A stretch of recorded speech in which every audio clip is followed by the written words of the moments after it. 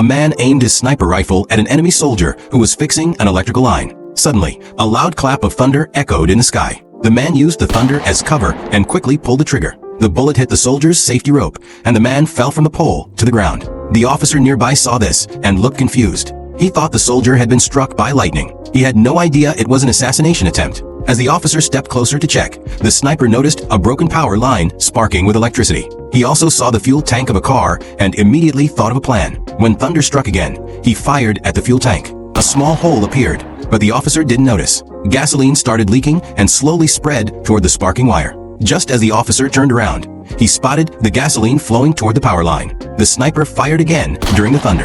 The officer panicked and ordered his men to run. Moments later, a huge explosion lit up the base, flames rising everywhere. The blast brought more enemy soldiers rushing in. The sniper, hiding in the shadows, wanted to shoot again, but feared giving away his position. He decided to leave quietly. The injured officer was taken to the medical room, furious and determined to find who was behind the attack. He quickly ordered his men to search the sniper's room. If they found the rifle, it would prove he was a traitor. The sniper returned to his room and rushed to take apart the rifle, hiding the pieces in his suitcase. But before he could get rid of it, the officer arrived with his men and demanded to search the room. The sniper tried to stop them, but the officer insisted on breaking in. Luckily, the sniper's wife stepped in. Because her family was well respected, the officer had to hold back and wait for his superior to arrive. When the boss came, he told the sniper to rest, but the officer refused to give up. To prove their innocence, the wife agreed to let them search the room. Soon, the soldiers noticed one suitcase was missing. The wife quickly claimed it was her personal item and didn't want it opened. That made the officer even more suspicious,